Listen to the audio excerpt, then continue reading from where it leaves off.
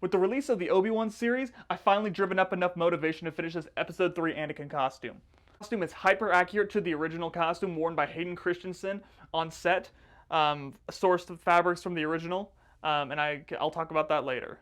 We'll start with this inner tunic. I bought this from on Etsy, from Eva Vanique, I believe, and she's selling this for $300. I bought it when it was $250, but it is the exact fabric used in the movie for his inner tunic. It's kind of weird because it is cheap material all around, besides in there, which is the expensive, sought-after material of the movie. It extends down the left arm into this thing.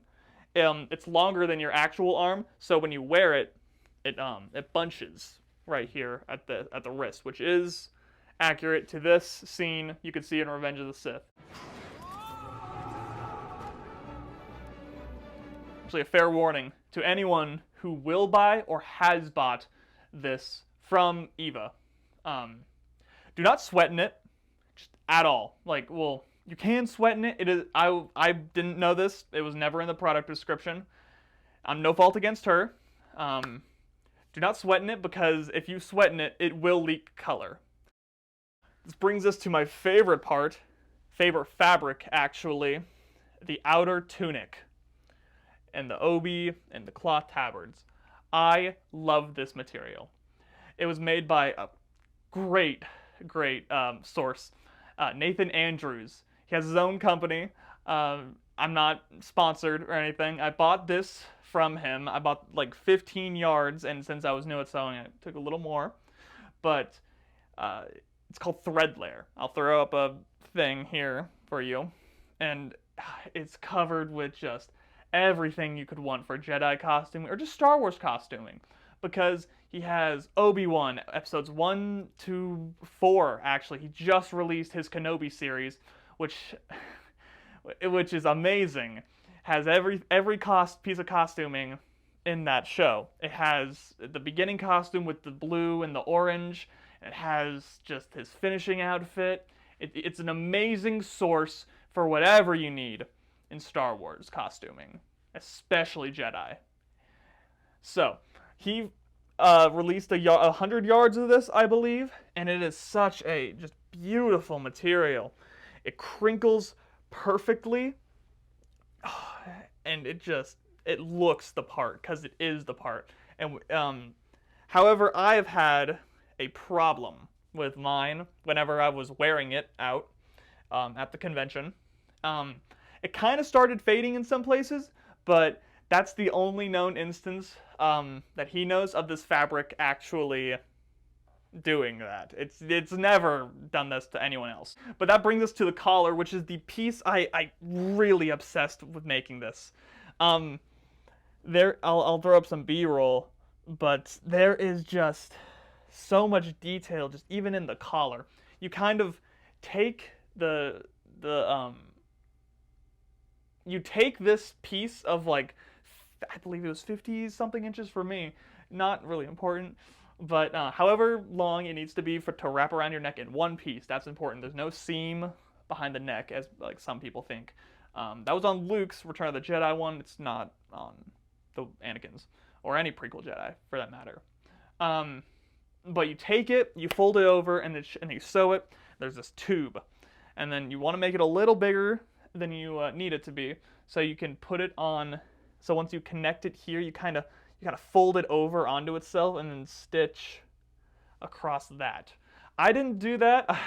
I didn't know you're supposed to do that, so I kind of went around it, and I took a hand sewing needle, and I did it through one layer of the collar, giving it this kind of seamless effect where there's no like line, there's no thread showing out there. I love that, but if I were to redo this costume, which I eventually am once Threadlair resupplies, I will definitely be doing this.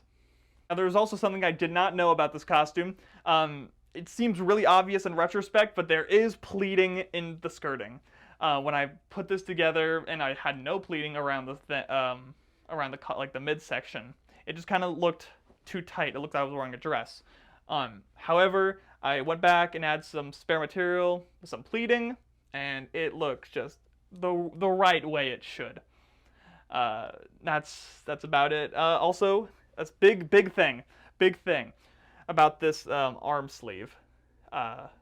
Make sure when you're measuring for your, it's a custom measurement. When you want to make this, it doesn't bell out like most people think. I'm retaking this segment from Justin's video. I'll have it in the description. It doesn't bell out like you'd think. It does that on the robe. Doesn't do it here. It's a straight rectangle, and then that's all you need. And how do you determine the width of this rectangle? You do this, and you measure from your thumb to your pinky. For me, that's about 8 inches. So you take that and have half of that, and then add it to the end, and then double it. So when you lay that out, for me, that would be 24 inches. So you'd have 24 inches, you fold it over, do that, and they give you this really nice, like wavy material, like look to it. I didn't do that. That's the only part I wish I could redo about this costume. However, there are some scenes in Revenge of the Sith where the stunt version of the costume was used, and this was about the width of it. The glove section here, there should be, it's kind of odd.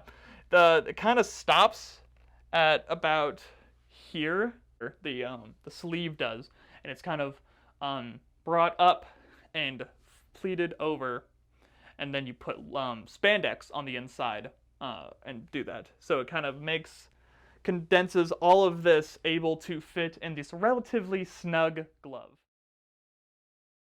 Alright, that brings us to the cloth tabards and the obi, made out of the same material that Nathan Andrew provided. This is a very simple pattern, but very hard to like pin down and just get right, especially with this material on how it likes to stretch. It can stretch to about twice its width. They are 6.5 inches on the actual Revenge of the Sith used. And that measures from about here to here. And on the outer tunic, I forgot to mention that there were shoulder tucks. So you take your shoulder seam and pull pieces of the arm, and you fold it over and you sew it, so it gives that type of a little more broad look on the shoulders. And that is followed up by the cloth tabards, which give you this amazing, just flowy, just chest, and it brings it down, and there's a seam at the waistline. You can't see it here, but it brings down these tabards and bring them down to where they stop at about the end of the skirting. So they're at about a 20-degree angle, so about that. And so when you wear it, you cut them at the bottom piece of it. There's 4 pieces.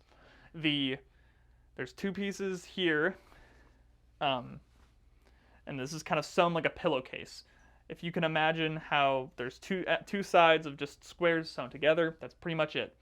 You don't want to end up sewing it until everything is connected, but then that's that, and that's down here is where you want to cut the angle at. And then you bring it over from here.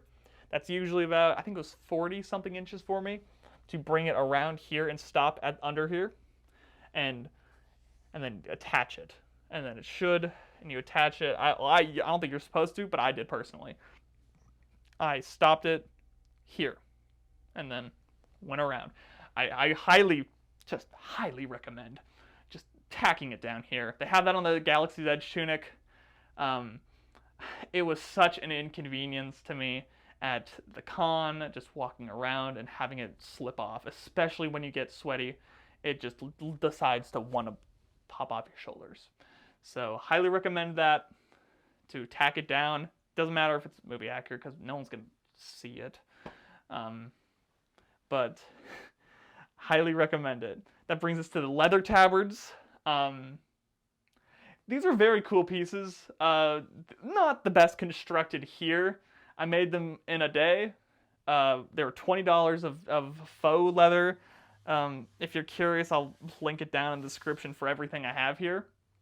But I wish I more precisely constructed these, especially the left one. But for what they are quite nice. They kind of do the same thing with the cloth tabards. However, there are 16 individual pieces throughout both of them. There are four for each of these. Well, there's two for each, so making it 4.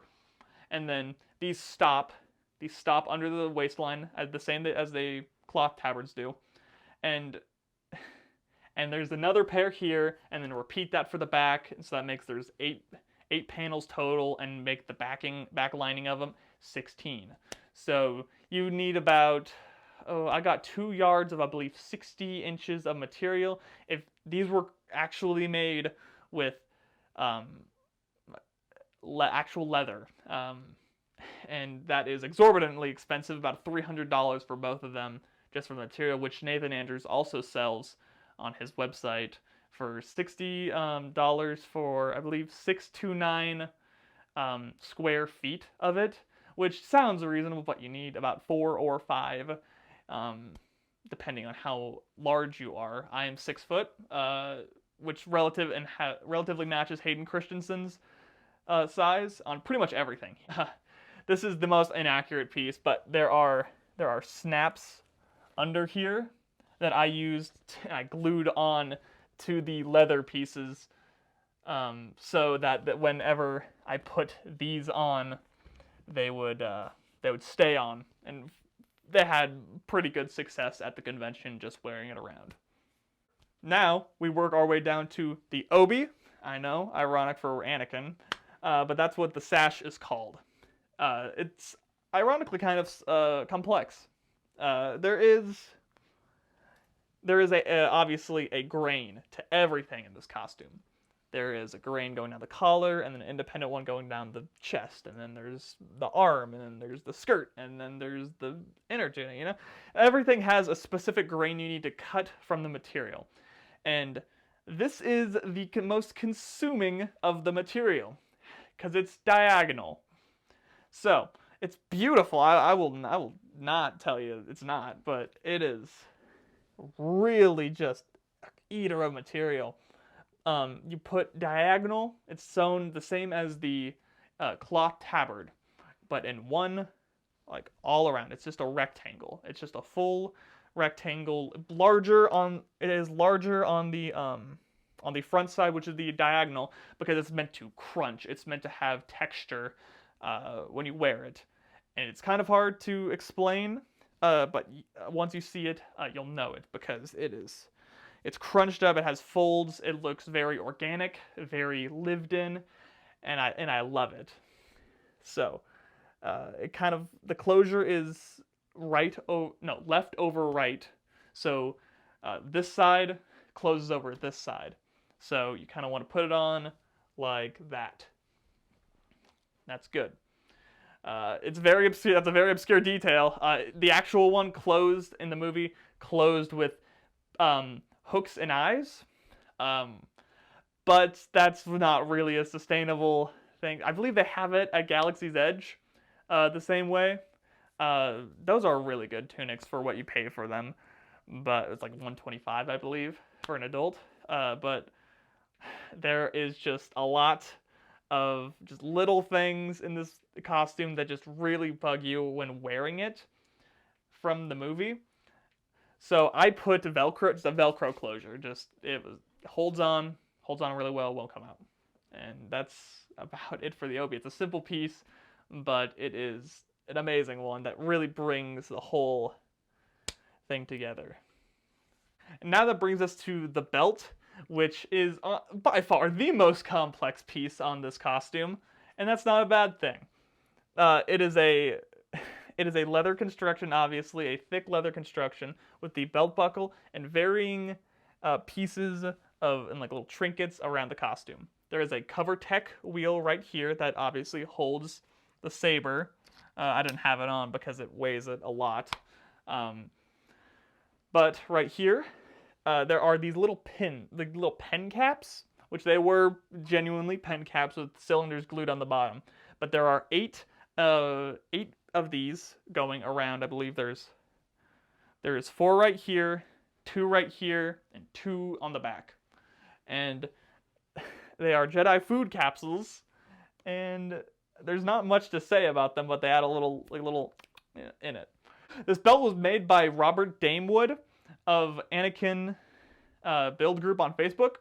It is a invaluable resource if you are looking to make this specific costume, because there's lots of guys, Cody Templeton, Nathan Andrews, especially Justin Monk. He is a pioneer in refining all of this stuff. And if you want to buy a pattern that is really good and made by one of the most trusted sources in the Anakin cosplaying community, I'll throw a link in the description to his Etsy page, and he just does amazing work and has sourced a lot of things for us, and I'll get on to that now. And now you go back to the back of the belt, where it's a lot more complex than you'd think. So, the back of the belt, it's really odd because it's non-conventional. There is a closure system where you kind of go over it to give it a seamless look where you'd traditionally patch it up. And then this tiny belt goes around and closes here. So it kind of goes over everything, goes under everything more like, and closes at the front. And that little belt like cover just gives it a nice seamless look all the way around. And what is also in the back are 2 pouches, the grappling pouch and the breather pouch. One is the grappling pouch. I believe that is the one with the little like circle on like closure thing. Those open. That one opens, and here it is. I do not have the other one. That is the biggest thing I am missing on this costume. I was unsatisfied with the way mine came out, and just overall just didn't wear it, and I don't think anyone really cared. So, the way I based mine off of the Celebration 3 costume, which photos were taken by Justin Monk, thank you. And so I kind of gave it a weathered look with a matte red undercoat. And made it kind of a burgundy. I know it should be a little bit more brown to match the belt. However, I was satisfied with the overall finish just for the convention. Now it brings us to the final thing of the upper body, is the glove over here. This glove is made of sheepskin. It is a custom props glove made by Justin Monk. Again, he is a large contributor to this costume. And however, this glove is very complex. You wouldn't imagine just how many little details you need to get it right. It's a sheepskin construction again, and these little, like, how would I say, ribbon cords are accurate. I believe sourced from the original as well. And just overall perfect. Just when you have that spandex going under and you put it on, it just fits. It just makes you feel like you are Anakin. And now it brings us to the pants. Much like everything else on this costume, this is exactly what Hayden Christensen wore in Revenge of the Sith. These are Dickies 874 Mahoganies. And these are dead stock. You cannot buy these anymore. I was just so lucky to just check eBay for however many months and just found the perfect size for like $30. And I was like, that's mine now. And that was about a year ago. And this was, I believe, the second thing I got after this fabric, which I paid for. Not much to talk about here. These are, again, Dickies 874 Mahoganies. So if you ever so happen to find these, you might want to snag them up because they can go for a pretty penny now. So it brings us to the final part of this lower body with the boots. These are Jadus boots. I bought them secondhand and they offer just quite a bit. They are obviously have these three kind of going around the calf and the ankle, like those like little strips. They are Velcro, so they kind of lace, obviously they kind of like secure your calf and your ankle, so these don't move or ever get uncomfortable when you're wearing, and that is great because I wore them for about 20 hours, walking around the con for 2 days. So, yeah, this front piece comes off, revealing a inside front zipper, so it kind of zips up the front of your foot, and then is covered by this little shield. And then it's secured in by this. It's quite loud when you walk in it. But if you're at a con setting, it doesn't matter because it is quite loud there, and you'll never hear it. Yeah, that's about it with the boots. They're boots. And this is the lightsaber. This is going to be the final piece of the actual costume. I'll get on to the contacts next. So, this is a Aniflex V2 made by 7 Chambers, and it is just the most accurate you can get currently as of August of 2022. I bought this in around May of 2021, but never got around to installing it until now. So it obviously it turns on. Henceforth, you shall be known as Darth Vader. And obviously it turns on, and I coded it, so I did all the installation myself. And when you swing it, it turns red. When you let it cool down a little bit, it returns to a nice blue.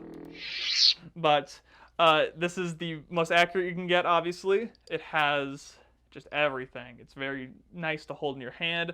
It has these beautiful buttons painted by, I believe, Sean Patterson. And they're just, it's so nice. The only thing that a complaint I can give is that he does not have a display pommel currently. But that, I believe, is going to soon change. So all my complaints about this will be gone.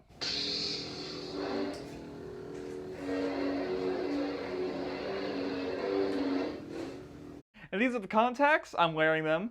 And so these are color views, crazy with power. These are my second choice to my initial, what I was led to believe. Which was, I believe, color views as well. It was Wildfire. These are great contacts for any really Sith. So if you want to do specifically Darth Maul or Anakin and Palpatine, I believe. These are great for that, especially in prescription. All I did was go to my optometrist, get a prescription for it, and just sent them a thing, and they just shipped them out really quick. It took about a week, and I'd say that's some pretty dang good stuff. And so that brings us on to the final piece of this costume, the robe. So, the robe is huge. That is all I can say for it. It is oversized even for Anakin. His is the only, I believe, robe that has these pleats in here. I think besides Qui-Gon Jinn, maybe. But it is oversized, and that's the biggest thing I want to impress upon you when you are making this, if you are making this. So, there are varying types of robe. In the Revenge of the Sith, you traditionally see Anakin with no shoulder seam, which would be about there. And there's this very particular one shot right here. There's one, but everywhere else there's not.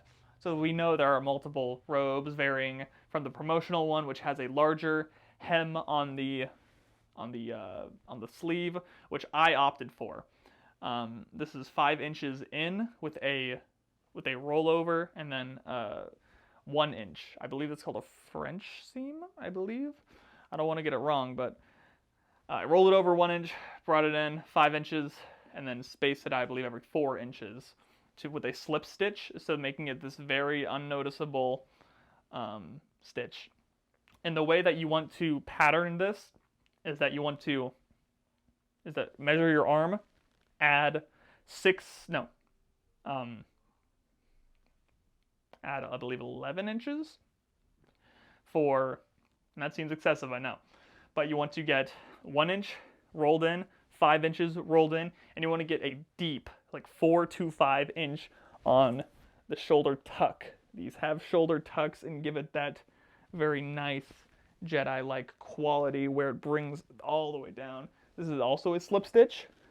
You never see that, but the biggest thing about this is the hood. Do not get this polylycra material. Do not get any synthetic fiber for this. You want to go traditional. I didn't. You want to get this nice robe, like with wool and cotton, traditionally natural fibers. You don't want to go with the synthetic ones, because the biggest thing about this is the hood, and you can see it right here. I cannot iron this because it will melt. I'll throw up a video on how to sew the hood. It is Kylo Ren's hood, but it is pretty much the exact same, just larger, and kind of gives it that nice, like, you know. But that's it with the robe. It is very simple, like unbelievably. You'd also want a little bit on the bottom to like roll it up. You'd want to roll this in too, and then sew it down so it gives that nice finished line going all the way down about 1/2 inch. So that's it for the robe.